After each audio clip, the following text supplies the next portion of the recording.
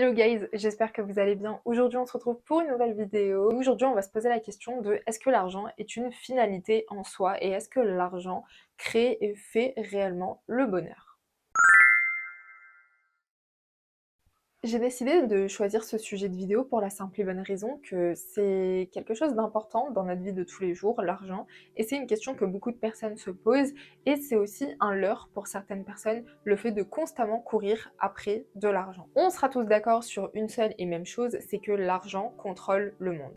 Voilà. On n'est plus à l'époque du troc où t'as une chèvre, j'ai, je sais pas, un cheval, on échange, voilà, pas du tout. On est arrivé à l'époque où l'argent, c'est ce qui décide de tout, et pour avoir de l'argent, il faut travailler. Pour acheter certaines choses, il faut avoir de l'argent à dépenser, et pour en dépenser, il faut forcément en gagner. C'est un système capitaliste et un système qui a été mis en place tout simplement pour extraire l'homme de sa nature primaire et de son autosuffisance.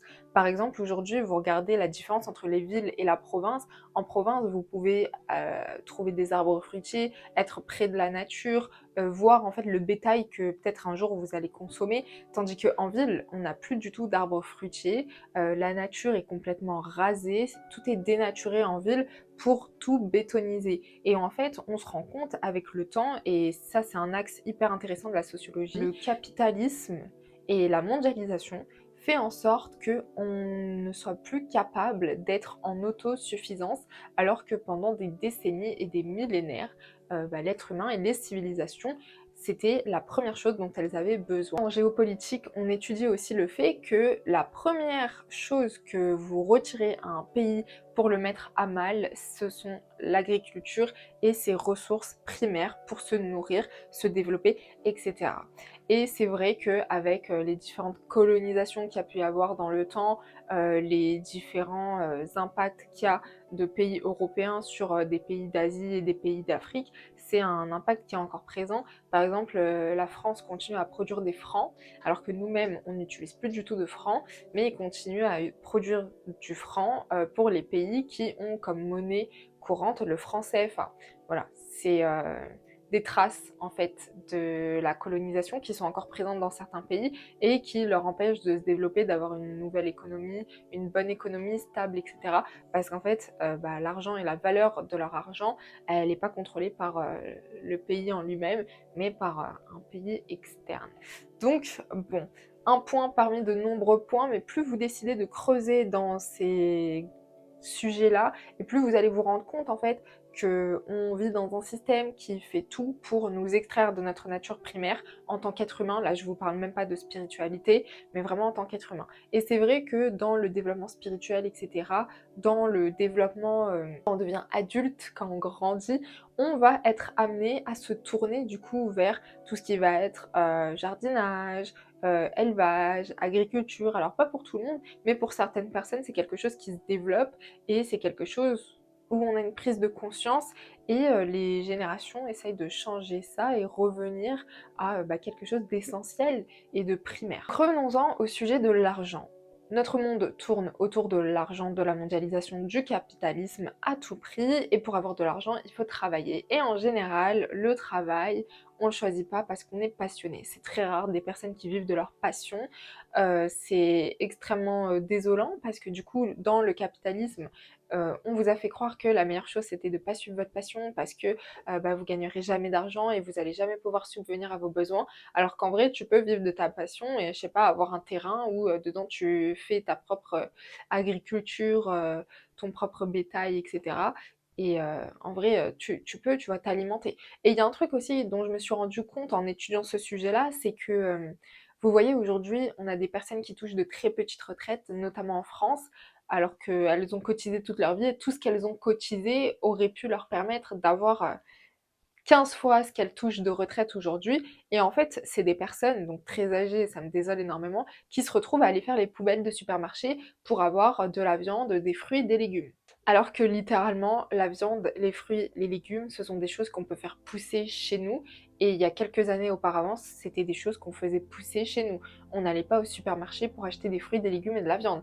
On avait un terrain avec voilà, genre, des fruits, des légumes qui poussent, et quelques poules et cetera pour des œufs, une vache, je ne sais quoi. Ou sinon, on avait des fermes à côté qui, produisaient tous ces éléments-là, des yaourts, du lait et tout, chez qui on pouvait aller s'alimenter.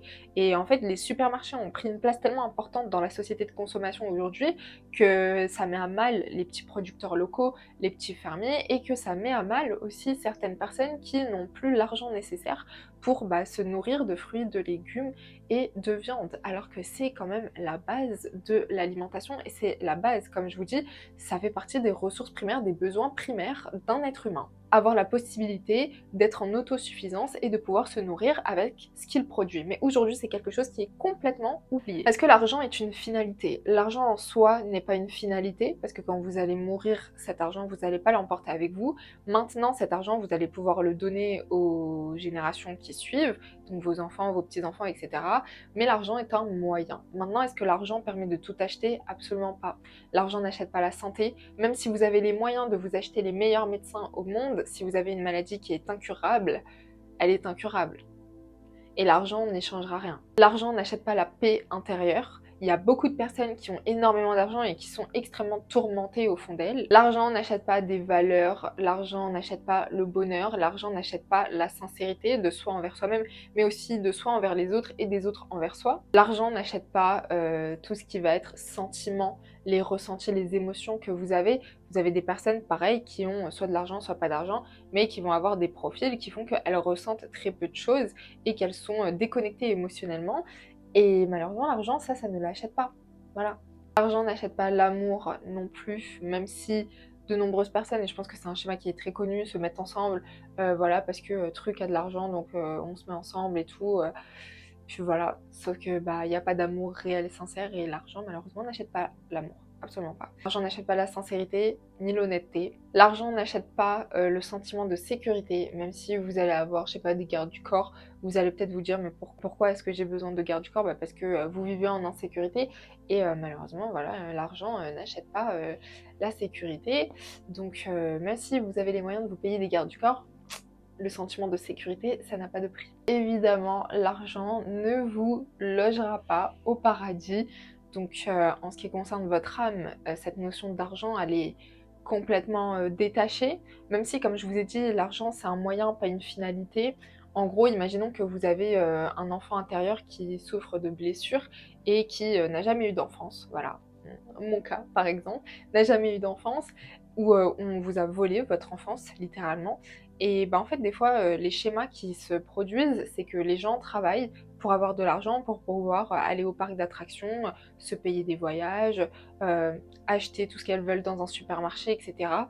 Et dans ce cas-là, oui, l'argent est un moyen et à la fois une finalité, parce que vous allez faire du bien à votre enfant intérieur, vous allez revivre votre enfance d'une certaine manière, mais dans le fond du fond, l'argent n'est pas une finalité, parce que cet argent, si vous ne le dépensez pas, vous n'allez rien en faire d'autre.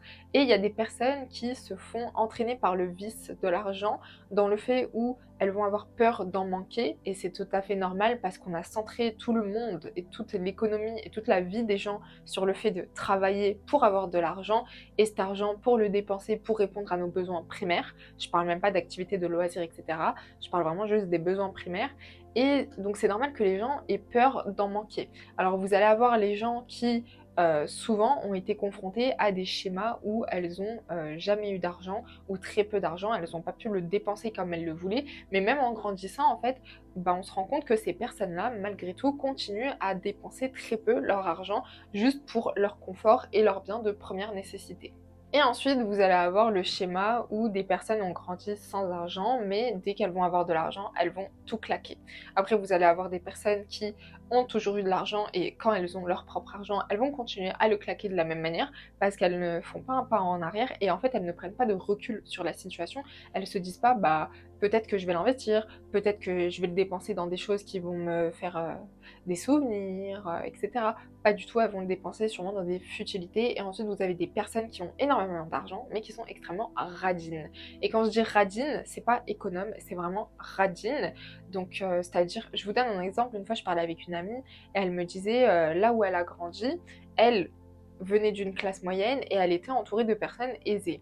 Sauf que ces personnes aisées ne donnaient jamais d'argent à leurs enfants avec qui ils étaient dans la même école. Et elle, en fait, ses parents qui n'avaient pas forcément les moyens, lui donnaient toujours de l'argent de poche.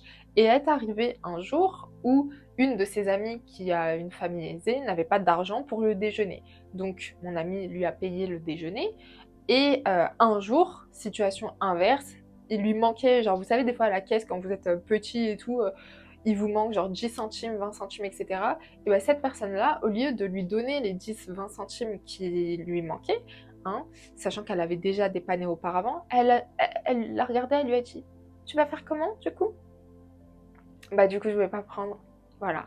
Et c'est un truc que j'ai moi-même vécu quand j'étais au lycée et dans un lycée où il y avait des gens qui venaient de la ville à côté, vachement aisés et cetera. Et il y avait un groupe qui traînait ensemble et il y en avait une qui avait oublié son porte-monnaie chez elle. Truc qui peut arriver à tout le monde. Je sais pas, c'est un de nos collègues qui lui a donné un billet de 5 € pour qu'elle aille s'acheter un sandwich parce que tous ses amis aisés, là, ils étaient là en mode «Ah, tu pas d'argent et tout, tu vas faire comment du coup?» Pardon? C'est tes amis ou c'est tes ennemis? En fait, j'ai pas compris. Donc vous voyez, souvent, c'est des choses qui arrivent, il n'y a pas cette, notion de générosité, il n'y a pas cette notion de donner. Et pour ceux qui ont vu mon vlog en Égypte, je vous disais qu'en Égypte, on a une notion totalement différente de l'argent, qui est que l'argent, il faut absolument que tu le donnes si tu veux qu'il revienne. Tu peux pas garder de l'argent sous le bras et attendre à en avoir de plus en plus. L'économie, ça tourne. Ok, ce que tu donnes, ce que tu dépenses, les gens ils vont revenir le dépenser chez toi. Même si c'est pas exactement les mêmes personnes, c'est pas grave. Vous savez, c'est comme quand vous donnez du positif, il vous revient. Bah, on a exactement cette même notion en Égypte avec l'argent. Ah bah tiens, tu m'as rendu un service, même si c'est un service payant, je t'ai payé, tiens un pourboire, merci, etc. pour ce que tu fais. Et cet argent, toi aussi un jour, les gens vont payer pour un service payant et ils vont te laisser un pourboire. Et c'est comme ça en fait. Et on fait circuler, on fait tourner l'argent. Donc c'est une notion qui est totalement différente. Et c'est pour ça, par exemple, quand vous prenez des croisières, etc., on vous précise sur le site, tout est inclus, sauf du coup les pourboires et les achats de souvenirs, etc. Et on met les pourboires parce que quand tu viens dans le pays, ça fait partie de la culture du pays. Tout le monde laisse un pourboire. Voilà, t'es assis à une table à un restaurant, il y a un mec qui t'a servi, je sais pas, tu vas donner un pourboire aux 3 mecs qui sont à l'étage. Voilà, tiens, merci, merci, merci, tiens. Et vraiment, il y a cette notion de donner, même si ah là, c'est pas un truc extraordinaire, etc. T'es pas dans le jugement, t'es pas dans la critique, t'es dans la bienveillance et t'es là, tu veux juste donner, tu veux faciliter la vie des gens. Ils sont là, ils travaillent, toi t'es là, tu travailles pas, tu viens faire un petit resto avec ta famille, merci pour le service. Voilà. Même s'ils sont déjà payés et tout, voilà, un petit pourboire. Donc c'est une notion de l'argent qui doit absolument tourner, qui est très très très ancrée, cette idée de donner. Et ça choque beaucoup de personnes sur les réseaux sociaux parce qu'ils sont là en mode ouais, pourquoi ils me demandent tout le temps des pourboires et tout? Bah parce qu'en fait c'est comme ça, genre entre nous on se donne, on se demande et tout, tu vois. L'argent on le fait circuler. Donc c'est pour ça qu'il y a pas mal de touristes qui sont choqués quand ils viennent en Égypte, ils sont là, ouais, je comprends pas et tout, genre pourquoi je dois laisser un pourboire, genre le service il est pas inclus et tout, je sais pas quoi. Mais en fait c'est comme ça. Surtout en plus quand vous venez d'un pays genre Europe, États-Unis, que la monnaie elle est plus forte au taux que le livre égyptien, vraiment, même si vous donnez des pourboires, croyez-moi, vous n'allez pas finir ruiné. Hein. Mais vraiment pas. Vraiment pas.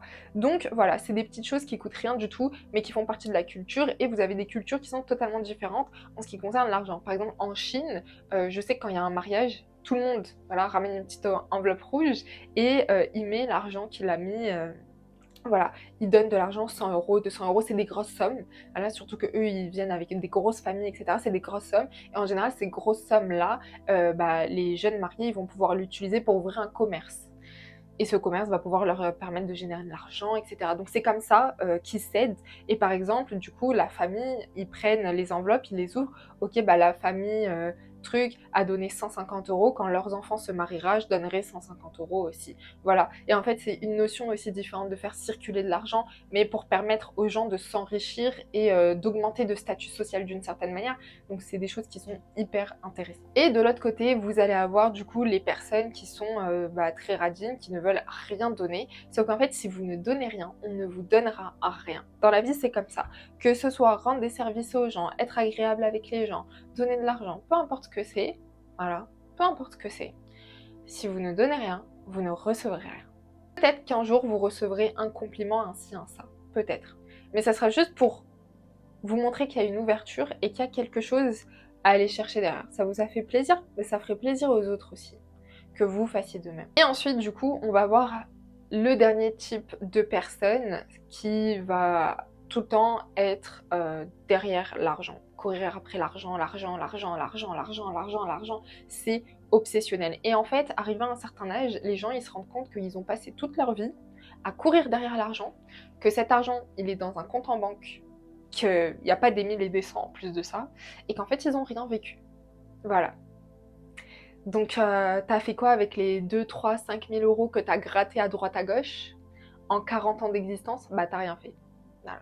La bouffonnerie, désolée hein, mais c'est ce que je pense, et je connais des personnes comme ça, et c'est extrêmement désolant parce qu'il y a plein de choses sur lesquelles on peut courir, comme avoir confiance en soi, la paix intérieure, faire du jardinage, etc. Je sais pas, il y a plein de trucs, 10 fois plus intéressantes que courir derrière du matériel et de l'argent. Mais il y a des gens, ils sont tellement matrixés par le capitalisme et la société de consommation et le fait que le regard des autres et ci et ça, qu'ils vont absolument se buter à courir derrière l'argent. Il y a des choses qui n'ont pas de prix. Votre place au paradis, elle n'a pas de prix. Votre sérénité, elle n'a pas de prix. Votre paix intérieure, votre cercle d'amis, tout ça, ça n'a pas de prix. Et il faut vraiment apprendre à valoriser les choses telles qu'elles sont. Et je vous ai fait une vidéo sur la vraie valeur des choses. Et je vous invite à aller la voir parce que du coup, elle sera en complément de cette vidéo. Donc, l'argent ne fait pas le bonheur, même s'il peut y contribuer. Mais l'argent n'est pas une finalité, c'est un moyen. Le plus gros du travail que vous pouvez faire pour avoir une finalité, c'est vous-même. Et c'est tout sauf matériel. La plupart du temps, c'est psychologique, c'est travailler sur ses traumas, travailler sur sa confiance en soi, travailler sur son ego, travailler sur tout qui va vous permettre de développer les moyens pour réaliser vos rêves, vos objectifs, etc. Mais l'argent contribue au bonheur, mais il ne le fait pas entièrement. Voilà. Je te disais, un truc qui me rend heureuse, c'est de prier. Voilà, je me lève le matin, je sais pas ce que je vais faire, même si j'organise mes journées la veille. Imaginons un jour je l'organise pas, je me lève le matin, je sais que je dois faire 5 prières dans la journée. Et puis c'est tout. Voilà. Je dois faire 5 prières dans la journée et puis basta. Le reste, je sais pas, je m'en fiche, je verrai bien. Mais en attendant, tant que ça c'est fait, mon bonheur il est là, c'est bon. Maintenant, ne soyez pas bêtes et n'oubliez pas que notre monde tourne autour de l'argent et de la mondialisation et du capitalisme. Donc, faut quand même que vous ayez des économies. Faut quand même que vous ayez de l'argent. Faut quand même que vous vous fassiez plaisir. Faut que vous appreniez à bien budgétiser aussi votre argent pour mieux le dépenser, mieux l'économiser, mieux l'investir. C'est un truc où c'est pas parce qu'on est contre le capitalisme qu'on doit être bête au point de se mettre nous-mêmes dans la merde financièrement. Pas du tout, et je suis entièrement contre ça, et moi je suis plutôt de la team maîtrise ce que tu méprises. Ça sera 10 fois plus simple et 10 fois plus intéressant pour tout le monde. Donc voilà. Écoutez guys, si vous avez des questions ou que vous voulez me partager votre point de vue sur ce sujet-là, n'hésitez surtout pas.